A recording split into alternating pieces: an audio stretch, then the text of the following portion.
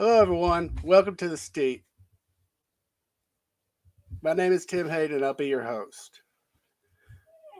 On today's show, we have a great episode for you. We've got Jennifer Cole as our guest. She is a NF survivor from Michigan, and she's here with her family to talk about her NF experience. This episode contains graphic pictures. Also, feel free to ask questions or make comments along the way. So let's welcome Jennifer and her mother Sheila to the show. Hi. Hi. Hello. Linda, her mother-in-law. Hello. And of course, Scott, Jennifer's husband. Hello. How's everybody doing today? Good. Great. Doing well. Well, I appreciate you being here today. Jennifer, I guess we'll start with you and let you just kind of start us off at the beginning, and I'll put your pictures up as they come along in this conversation. At the beginning, so it started with a cyst in my vulva, and that wasn't uncommon for me. It wasn't very uncommon for them to even get a little irritated and painful. And I had those cysts kind of pop before and had never really had a problem. So I didn't think anything of what was going on back in January this year.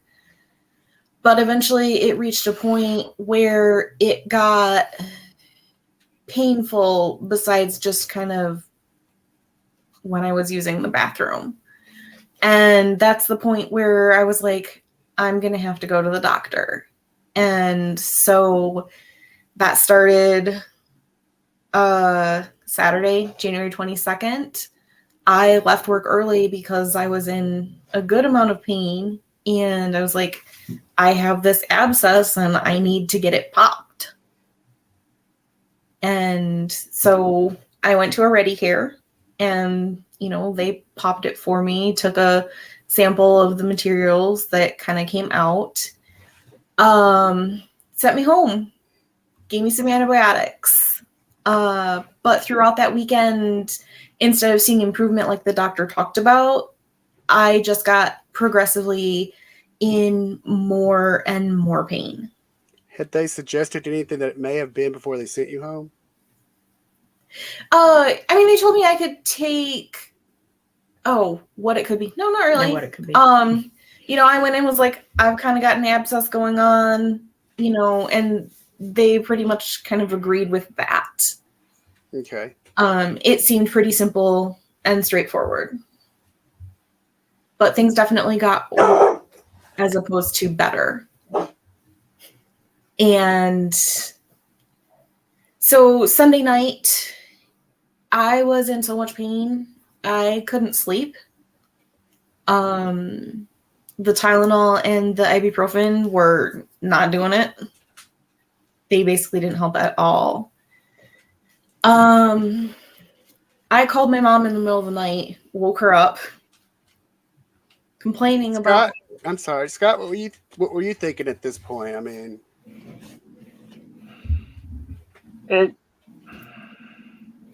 really remember.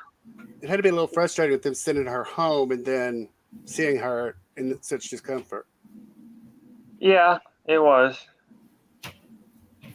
And then you called your mom, Sheila? Yeah, in the middle of the night.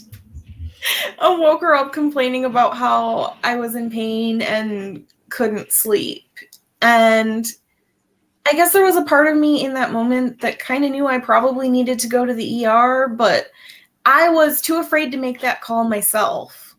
So I was kind of like, I'll call my mom, I'll kind of tell her what's going on, and if she says that the ER is where I need to be, then I'll go. But she didn't say that. It was a pimple, Didn't realize the severity. Right. Well, you said you had it before, or similar situations before, so it would be a natural assumption. Right. They never got as bad as this one did. This one was extreme. So on Monday morning, I made the decision to go back to the Ready Care because they did say, like, if you're not seeing improvement, then you should come back. So I made my dad drive me because I was really not in a position to be driving in that moment. And it was the same doctor that came in, and he's just like, why are you back? And I'm like, honestly, I'm in more pain than I was before. And so within about 1.5 seconds of him starting to examine the area again, he's just like, this is tracking. This is going to need surgery. Wow. And that ReadyCare is connected to kind of like a bunch of doctors' offices in one place.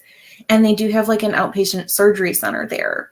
And so initially they were going to send me there, but it just so happened that there were not doctors there that day. That kind of surprises me. Usually the urgent cares are like, you just need to go in the ER. I guess because they had that outpatient surgery thing, they kind of, but I'm not sure that they really knew how bad things were getting at that point.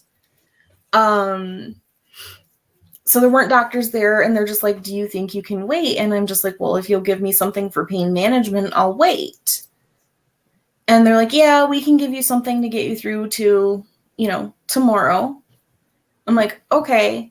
And so they sent me off with a script, and were like, if anything changes, you need to go to the ER. And I didn't even really know what that meant. But it wasn't even a half hour after leaving the doctor's office for that I had chills that just uncontrollably shook my whole body. And so that's the point where we made the call to go to ER. But first I had to call the ReadyCare back to know what to tell the hospital, because I didn't think I could just go in and be like, ReadyCare says I need surgery. Right. Well, so they kind of, told me how I should explain the situation at the ER and how I should play up my symptoms a little bit, make sure they took me seriously. And I didn't really have to try to play it up. Right. I'm sure. It was a little stressful when we first arrived at the ER, because that's when they told us that I'm only allowed one healthy visitor with me. And at the point where I knew I was going to go to the ER, I called Scott at work and was like, so remember how I told you I was going to need to have a surgery? Now I'm going to the emergency room, and maybe you do need to leave work. But he had been in Muskegon that day, so he was like 2.5 hour drive. Not quite two. So he was quite a ways away, and obviously I wasn't going to wait for him to get home to go in. And so it's just like, do I have my mom go to the ER with me now? Or do I go in by myself so that Scott can be with me later? And Right. that was a bit of a tough decision we all had to make. But ultimately just decided that it's better to have somebody with me right now, even if that means that it won't get to be my husband. And they had me in a room within 5 minutes of... Yeah, it was fast. They had me in a room really quick. And they had somebody looking at me really quick. It wasn't like a super detailed examination at that point, but like they looked, and I mean, they must have seen something. Well, I mean, I'm sure just looking at you, you said you had the chills, shivers. I'm sure they just took one look at you and was like, we're taking you right back. Right. And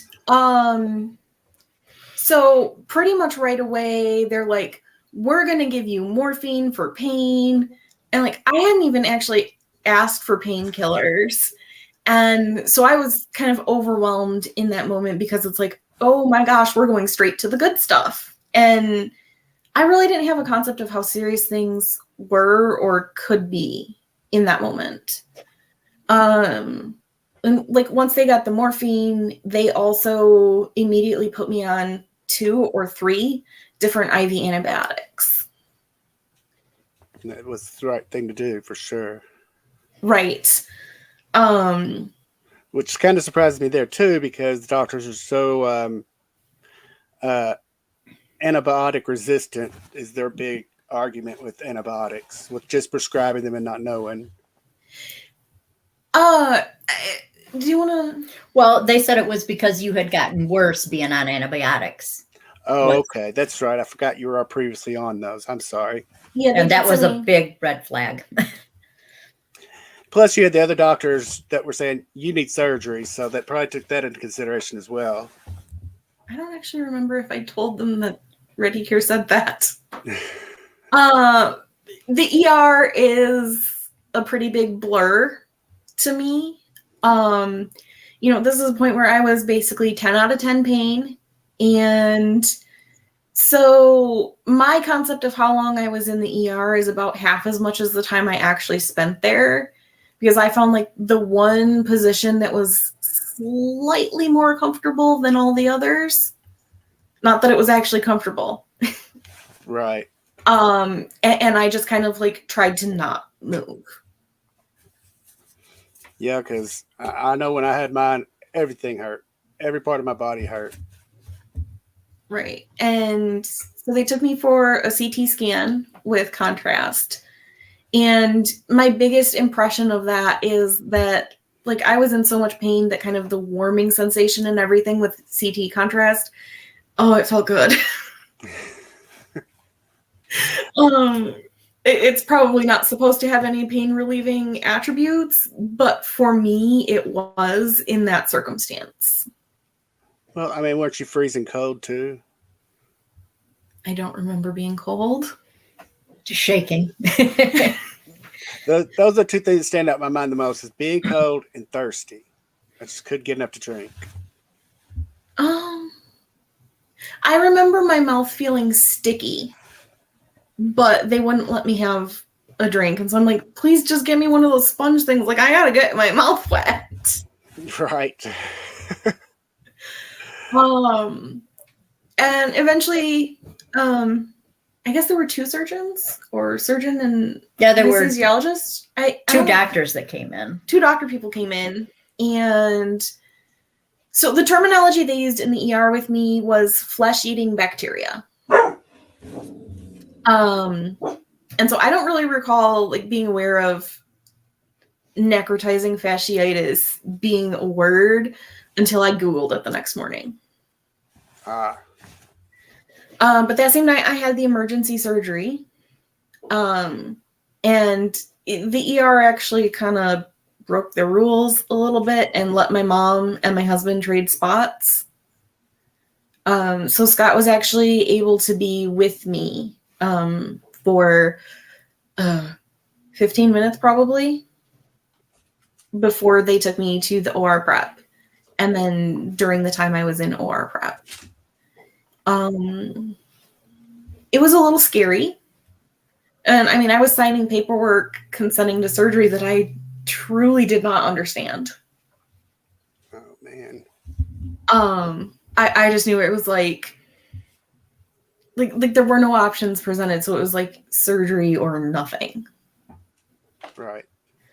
Was your mom pretty much having to call the shots at that point?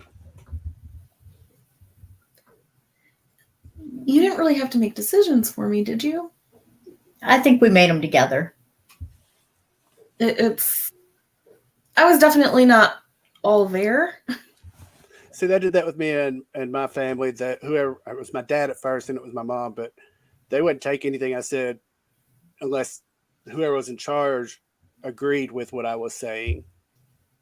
So it's kind of like what you and your mom were doing. Right. I was never resistant to the surgery because I kind of had all that time from, when the Ready Here early in the afternoon had been like, oh, this is going to have to happen. And so when I was in the ER, I was just expecting that they were going to be like, yeah, you need surgery.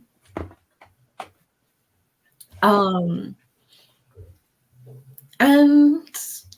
I never had anything other than my wisdom teeth out before that. So getting wheeled into the OR for the first time was a little scary.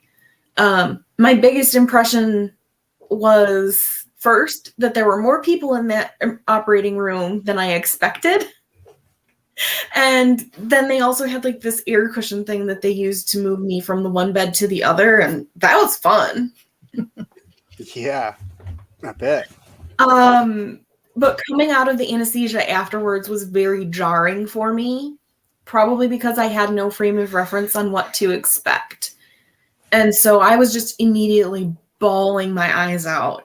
Had no clue why I was crying, but they're asking me why I'm crying. I don't know why I'm crying, but I need to say something. And so it's just like, I just need my husband. And I imagine.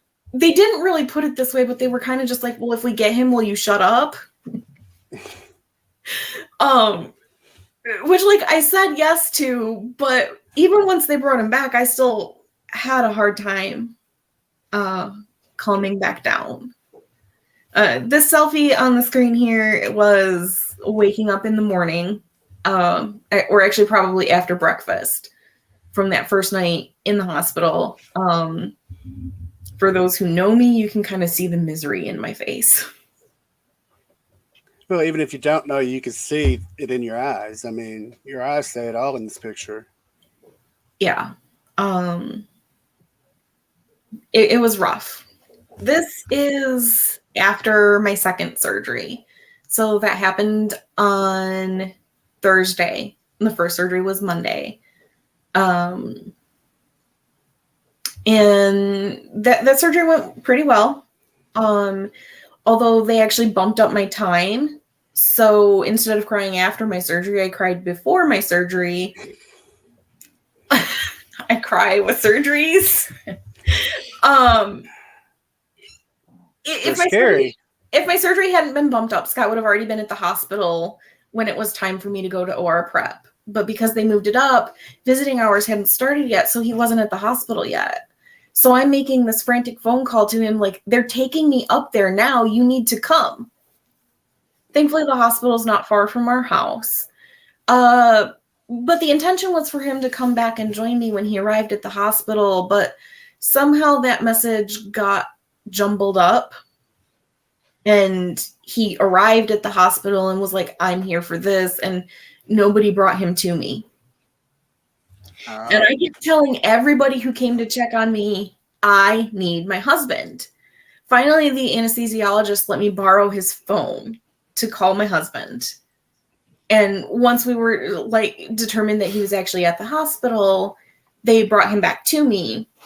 But almost right away, they were coming in to like check who I was and take me away to the OR. And so my husband actually had to like verify who I was and stuff because I was too busy crying to actually say anything. And these are kind of progress pictures of me in the hospital. So let's see, the one where I'm standing is kind of one of my first walks around the hospital once I had the approval to get out of bed on my own without a nurse watching over my shoulder. So that was on Friday. And the other picture was my first meal not eaten in bed. That was a big moment. Hey, progress is progress. It doesn't matter how little or how big. So I believe that one was on Saturday. And then the little stuffed dog there is Brutus. He is the mascot for Ferris State University. I made that dog as kind of a comfort item for Scott when he moved away to go to Ferris University. And since my real dog could not be in the hospital with me, Scott suggested that he bring Brutus to me in the hospital. So Brutus kind of hung out with me and kept me company. So after a week in the hospital, I finally got to go home. As you can see, my dog is thrilled to have his mama back, but I am just uncomfortable. Oh, I can imagine. ER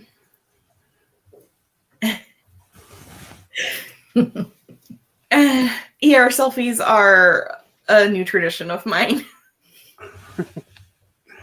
So I spent most of that first week just being dizzy and brain foggy at home.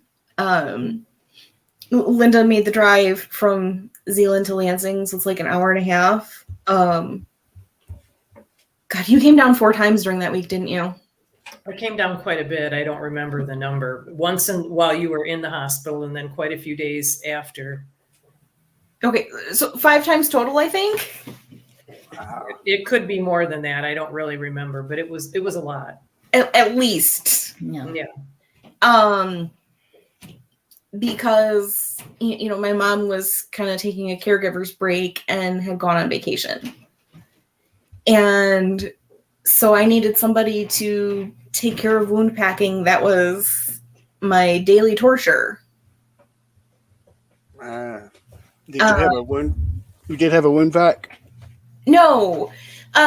So my wound being in the privates was just a little too close to things to really be able to get a good seal.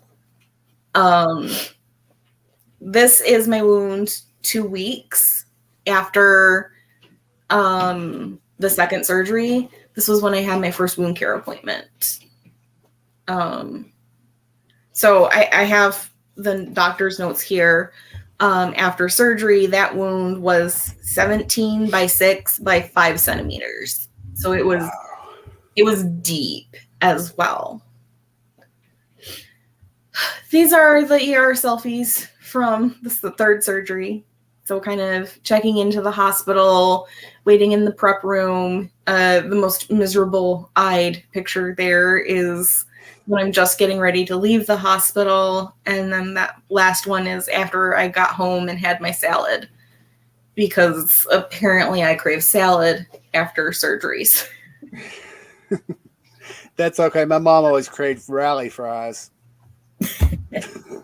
And I did cry after that third surgery as well, because that was the first surgery where I was like super, super aware of the pain afterwards. So this picture here is kind of what my third surgery results were. So the doctor had been planning to install something called A-cell. It's like a pig bladder, and it's supposed to kind of integrate into the wound and promote faster healing. You can maybe talk about the stitches in the third surgery. Yeah. Well, originally they were only going to do the, what did you call it? A-cell. A-cell. And it hadn't been very long, and the doctor had come out, and I thought, what's he doing? What's wrong? Because it had only been maybe 10 minutes, and he was asking permission to stitch up that big part. And so that was awesome, because we weren't expecting that to be stitched up. And so it made the wound like less than half the size. Yeah. Did your A-cell take? Yes and no. Yes and no. I think the inside part did, the outside part did not. So the staples didn't end up holding. And so that, like, the dressing part of it, like the weird white stuff you can see there, ended up kind of coming off and like being flappy almost. Well, and so the staples ended up having to get removed about a week early, I think it was. Because they were coming out. Because, there were painful. There were multiple staples that were coming out. The staples were very painful the entire time. And, like, a different kind of pain than, like, the normal pain from the scar at that point. All right. And because of the staples, I wasn't able to use my ice packs. Sure. They just translated cold into my skin in a way that it was unbearable. That's when lidocaine became my friend. And so this is after they've taken out the staples. Like the stitches weren't ready to come out yet in the top part, and those were holding fine. So those got left in for another week. So that was kind of an unplanned extra visit to the wound care clinic, because things were just kind of happening there. But if you were to compare this picture to the picture of the open wound before that, obviously this looks a lot less scary at this point. Oh, for sure. And so this would be the next week, after they took the stitches out. I spent the rest of the day after they took those stitches out being a little bit afraid to move because I was not entirely convinced that everything was ready to hold together on its own. That's understandable.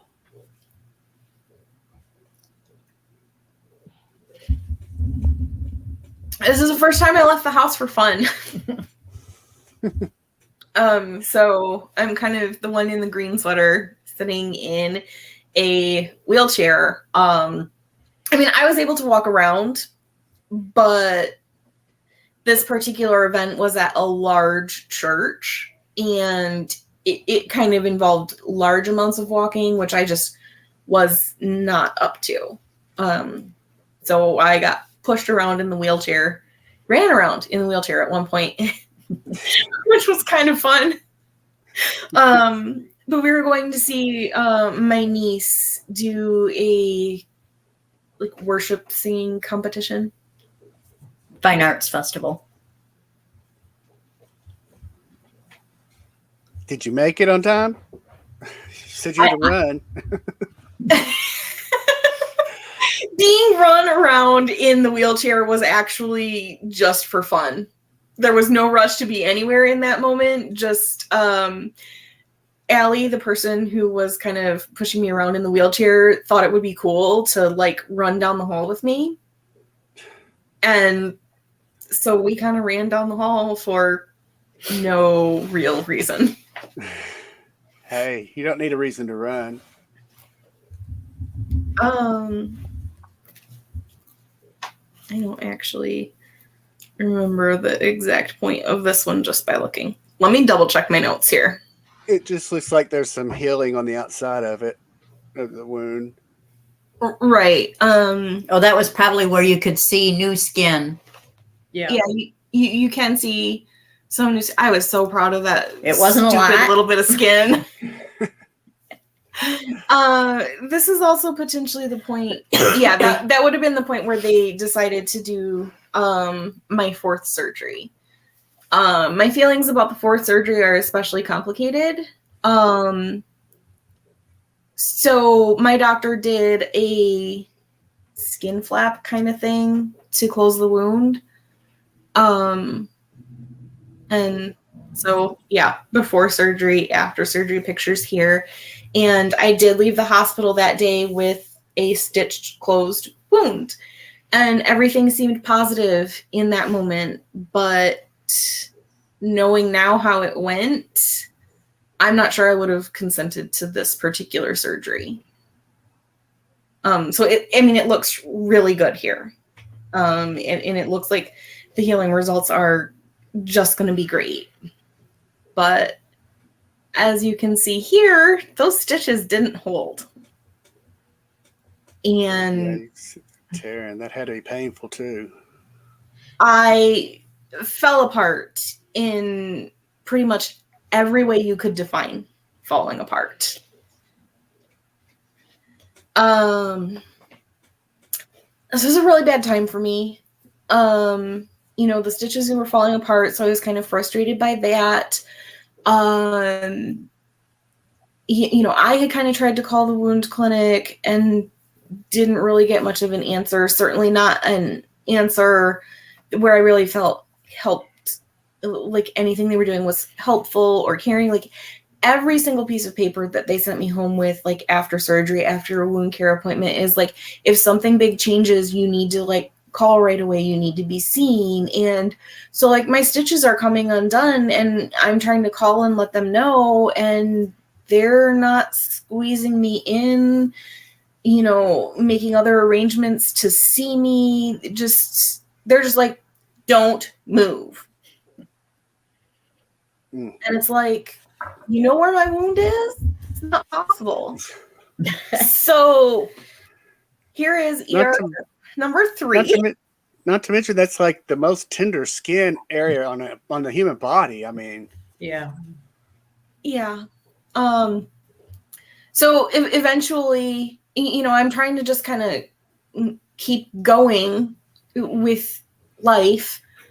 But then eventually it started bleeding as well as having the stitches coming out. And so that's the point where it's like, well, I can't just anything. And I went to the ER. They took out the stitches because they were pointless and mostly just sent me home. So the angry face here really sums up how I was feeling. This is kind of a hard picture even still to look at. So, things that were supposed to be together and healing nicely are now not together. There's an extra cut that hadn't been there before because of like how the surgeon had closed everything up. That's also the first time that I actually fully saw my wound. So before this, I had seen my wound in the mirror right after I got out of the hospital for about 2 seconds. Just enough for me to kind of get an idea of what was going on because, nobody knew what to do with my dressing, really. And so I basically ended up having to hold it in place with a gloved hand in order to use the bathroom. So in the early days, I was feeling things that I didn't understand and tried to get a handle on what they were. But I never, until the point like after my stitches had all completely fallen out, never looked at it in the mirror again. I saw the pictures, but the pictures were all so focused on just the side where my wound existed that I did not have a full concept of like the full extent of kind of the damage that had really been done to my body. So when I had the opportunity to look in the mirror again and I took my time about looking. And so that's the moment where I really truly became aware of just how horrific some of it really was. And my world just fell apart. I was mad at everybody and everything. I hated all medical professionals. And that was also the point where I fired the surgeon who had been overseeing my care at that point. We had gotten to the point where it's like, I don't trust you anymore. And I honestly kind of hated the guy who replaced him. His bedside manner was not good at all. But a doctor I don't like is better than a doctor I don't trust. Oh, for sure. And you had to be your own advocate. That was kind of the first moment where I was. And then you've kind of skipped through a few pictures here quickly, just kind of showing various showing your progress, stages of progress with the wound healing. That other doctor, he was more willing than any of the other doctors or medical professionals I had dealt with to that point to be honest with me, give me realistic ideas of how things would work, the timing of things. I was told in the hospital, oh, once this heals up, if you don't like it, you can have plastic surgery to fix it. Well, they didn't mention that, like, I would need to give it additional time to, heal on its own before I could realistically consider the plastic surgery. So when things fell apart and I was very unhappy with the way things looked, I was just like, yeah, we need to talk about the plastic surgery at this point too. And he's just like, you can't. And I wasn't particularly open to hearing that, partly because of just how upset I was about everything, but also, like, I didn't appreciate it in that moment because it was the first time somebody was actually trying to give me all the information. Right. So that was rough. But once my wound was healed up, I've kind of, I went back to work before my wound was even fully healed. It was declared healed about a week after I returned to work. Week and a half, I think, actually. We had plans to go camping before. So this is camping, trying to be normal. It landed me in the ER. Oh no. I got home. I was having kind of higher pain. And, I'm looking at it and there's like this weird bump that seems concerning. And like, I got a lot of anxiety about medical stuff from this whole experience. And so I kind of freaked out. So I went first to the regular doctor's office and they're like, well, nothing looks too crazy right now. But if like it changes the way it looks, if your pain changes, if you get a fever, you should go to the ER considering your history. And so 2 days later, I was going to the ER again because I had a slight fever and I was having pain that was very different. That was my last ER trip for the neck fash.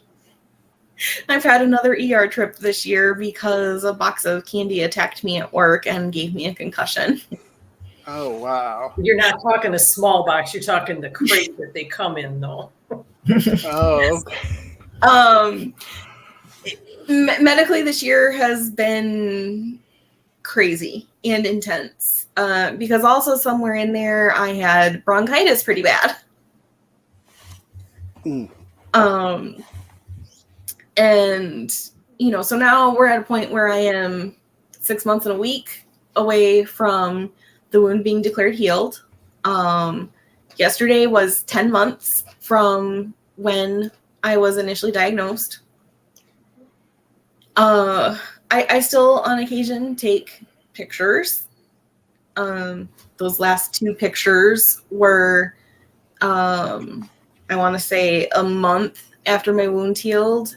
And then this one is 6 months out of wound care, showing the healing. So if you're just evaluating it as a scar, it looks way better than it did when it first healed and just really good in general. But that still doesn't really, I still have issues with the way it looks. The area of scarring is bigger than what I ever realized while I was in the hospital.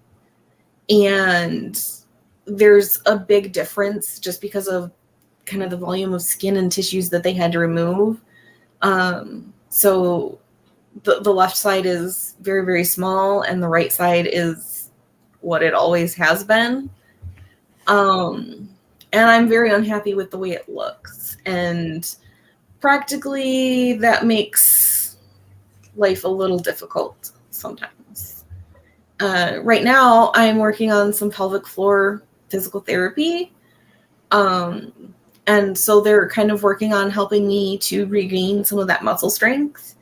All the muscles are still there. They've determined that. But they're very weak. Do you remember how she described their movement? No. And my therapist keeps saying that the movements are very subtle. So there's a lot of work to go there. I've still been dealing with just chronic pain this entire time. But we have kind of in the physical therapy discovered that at least some of my pain is because I have some areas where my nerves have just become like hypersensitive and are sending out pain signals at the lightest touch. And it's like, well, no wonder I'm always in pain then. So Have they tried you on Neurontin or anything like that? I'm sorry? Have they tried you on Neurontin or anything like that? No. So mostly I manage my pain through just daily doses of Tylenol. But when I do have a bigger pain day, I have meloxicam. It is just a different NSAID. And for me, it is just the boost I need to kind of deal with those slightly higher pain days. So that's really all I take. Just, I kind of have a small pharmacy that I tote around with me every day. And I don't want to add more to it than I absolutely have to. Oh, I don't recommend Neurontin or gabapentin unless you just have to go on it. I mean, it's a good medication if you really, really need it, but there's a lot of side effects with those. Right. I love my meloxicam. It's perfect for me. But with the hypersensitivity, my physical therapist thinks that we can work on desensitization of those areas. And so I'm finally maybe having a little bit of hope that pain-free might be possible. Because when I went to start the physical therapy, I did not believe that pain-free was something that was ever going to exist for me again. Well, from an experienced survivor, I could tell you that your pain tolerance has increased probably twice as what it was. I'm sure. I know the physical therapist, while she's working with things, she's just like, does this hurt? Yup. Is it tolerable? Yup. And she's kind of sometimes just like, are you sure? And I'm just like, yeah, my version of what's tolerable is pretty high these days. Yes, but you also got to be careful because they could end up hurting you without you realizing it. Right. So keep in mind that your tolerance is a lot higher than most people. So I think she does often hold back more than what I might indicate to her that she needs to, because she has kind of realized that I'm just like gonna be stubborn and get through it.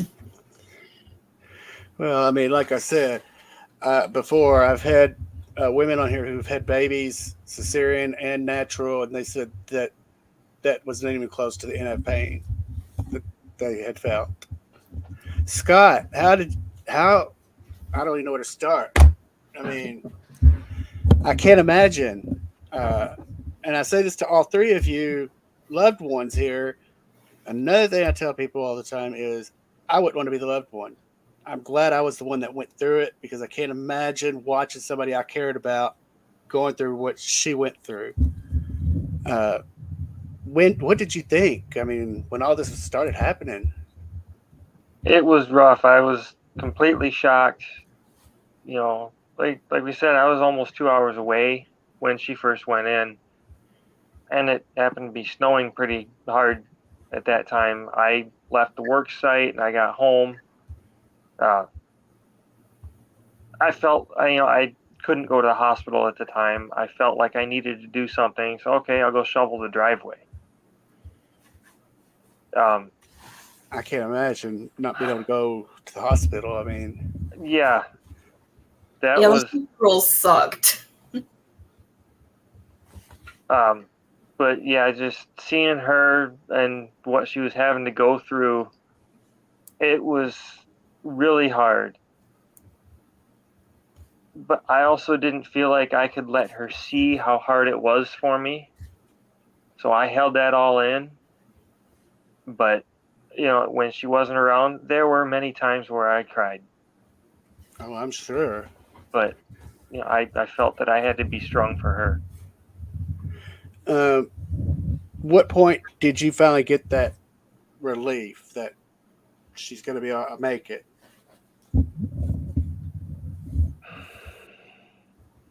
Is it after the first surgery or?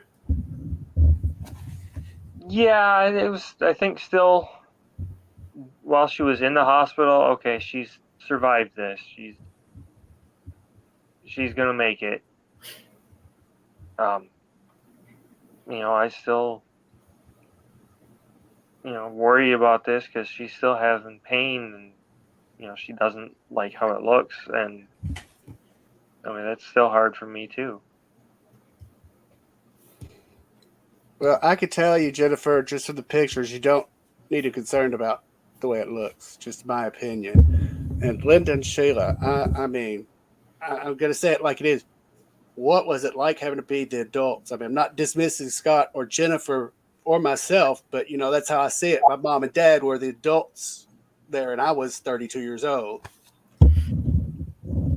Well, for me, it was hard.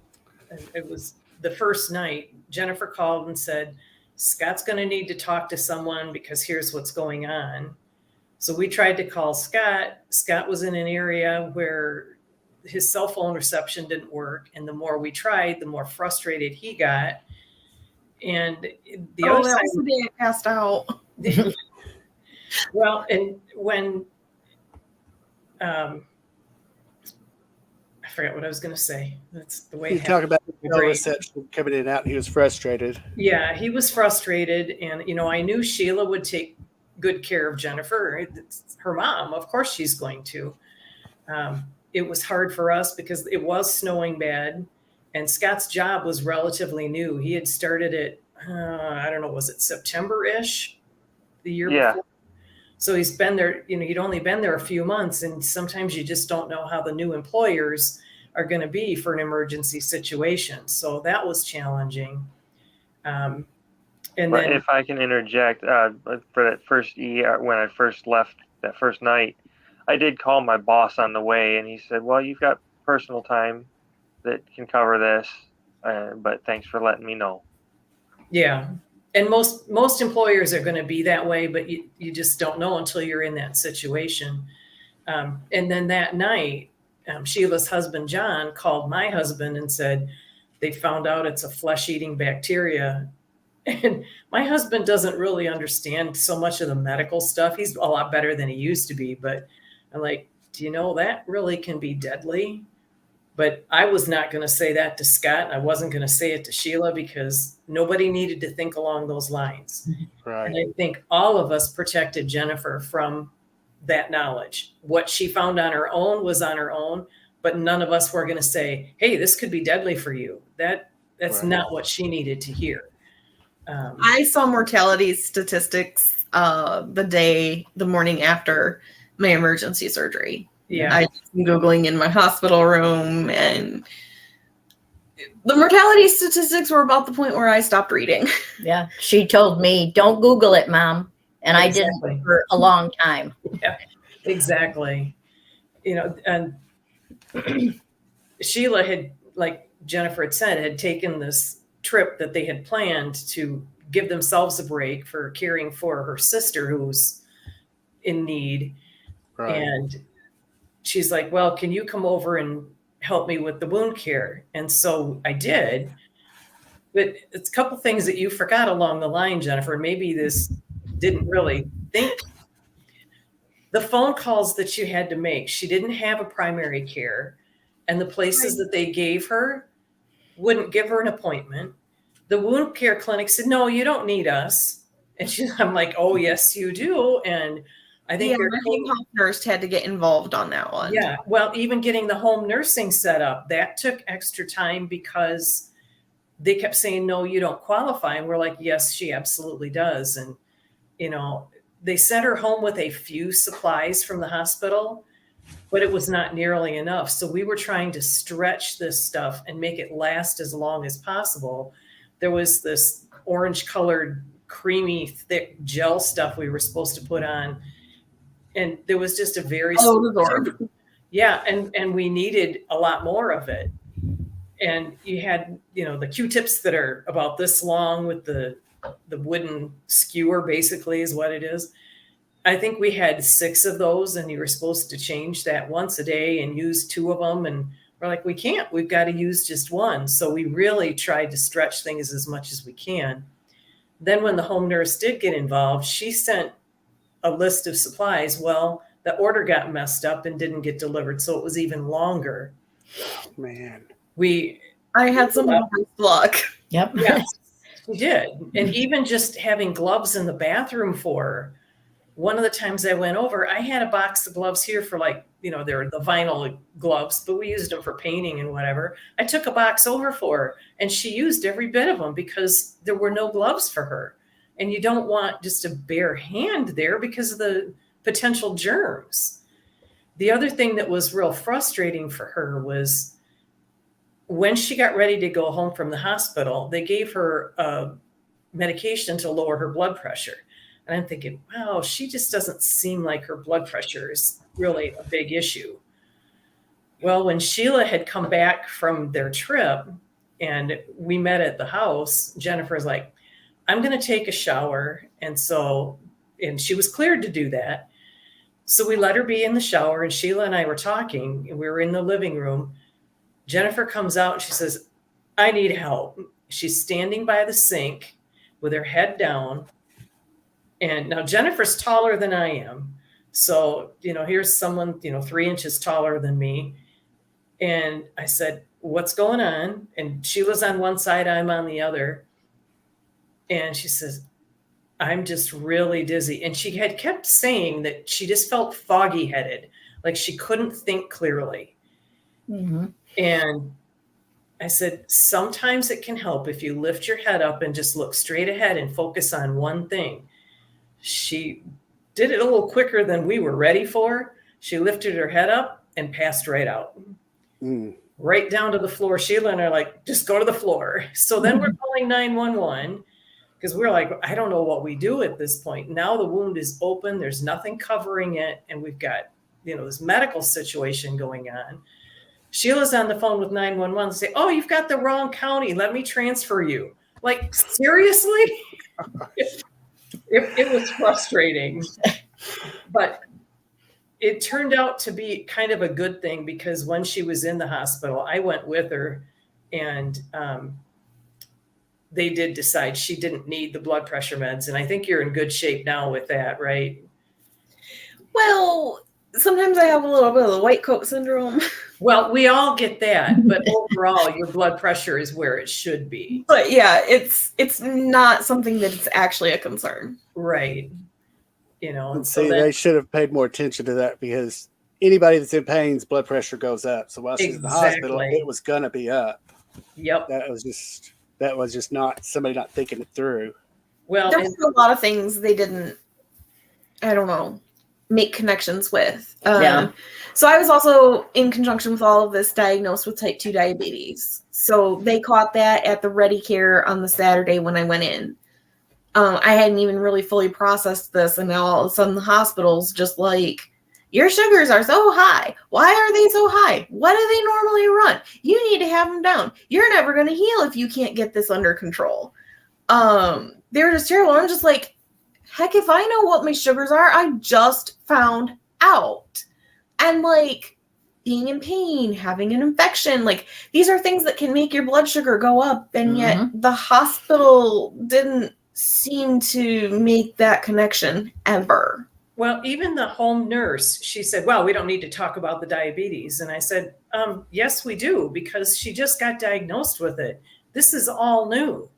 And the initial information that you had from someone was incorrect. And you found out the correct information later about what carb count and all of that you should do. But it was a mess.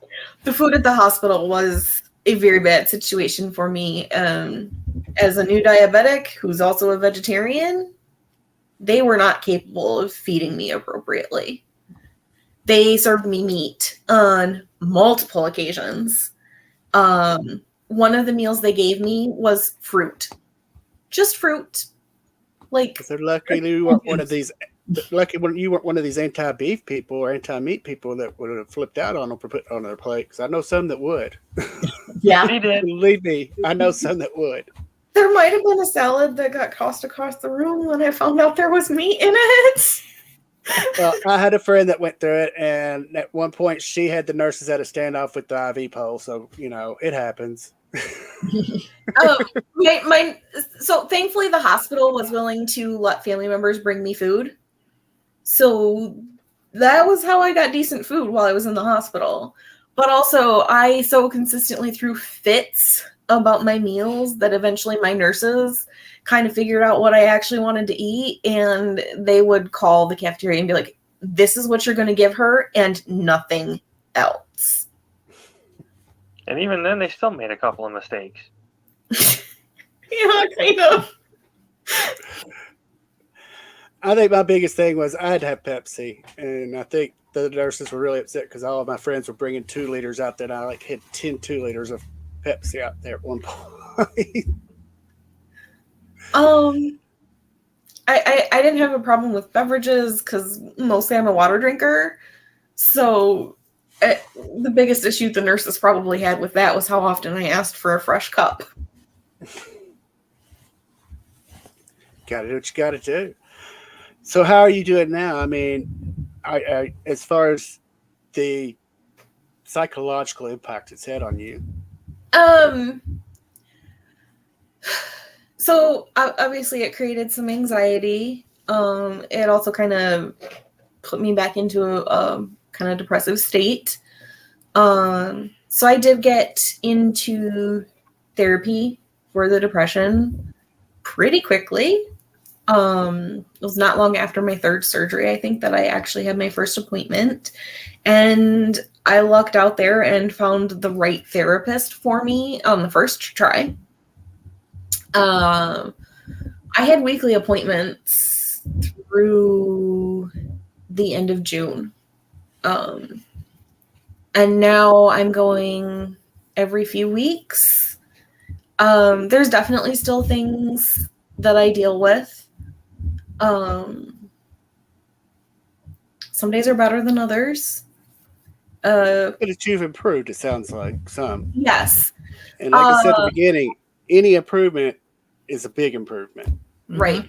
All of it is so much more manageable and just better dealt with in general these days. It was not pretty at first. I'm sure Scott could tell you stories about the million times that I just broke out in tears for sometimes absolutely no reason at all. Well, before I forget to say anything, Scott, Linda, and Sheila, we do have our big support group that y'all are in, but there's also a side group for just family members and loved ones. There's no survivors in it. So if y'all are interested, just tell Jennifer to let me know. I'll get y'all into it. I'm not even in it. Okay. It's just a place for, because y'all went through stuff that Jennifer and I can't relate to because we're the ones in the bed. Mm-hmm. You know, and family, as I said, I would not want to be a family member. Would not want to be the family member. I mean, you all are incredible.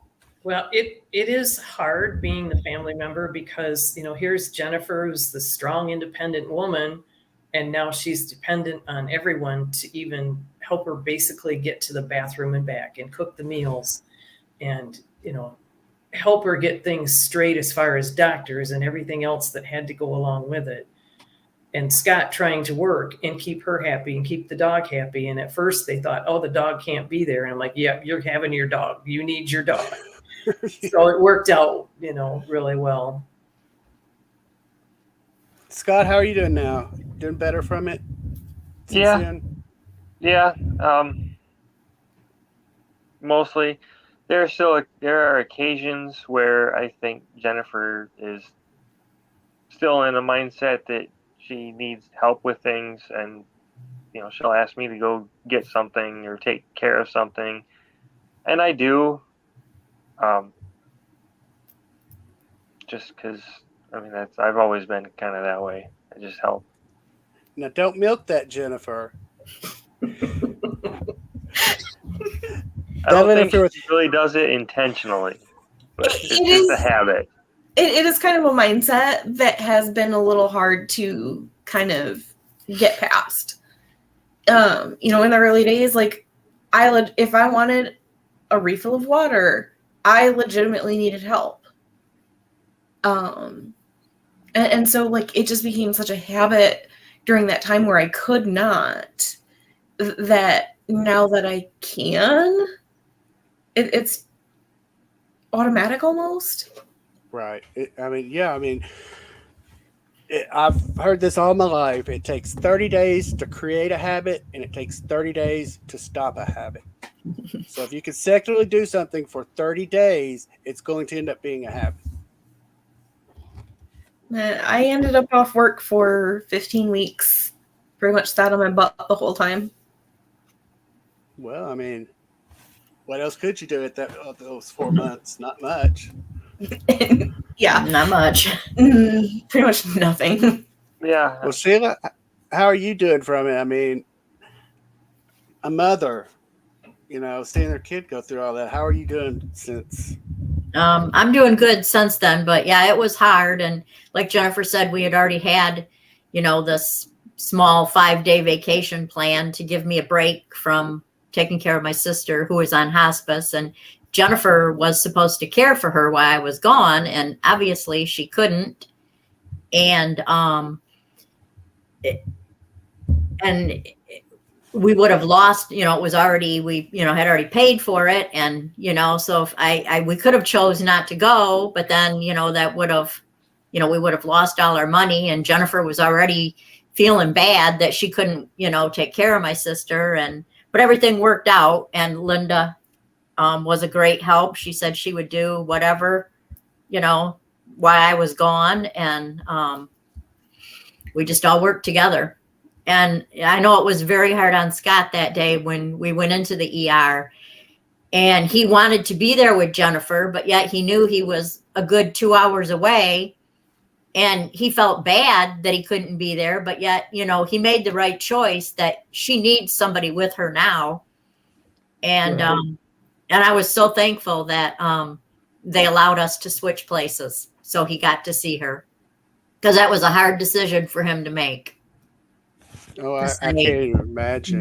Have your mom go with you, because I don't want you to be alone for those 2-3 hours, however long it would take me to get back home. Right. Well, Jennifer, you've got a great support system. I know your dad's off camera there, and your father-in-law is probably off camera there. I mean, you've got a phenomenal support system. Yes. And that makes so much difference. It does.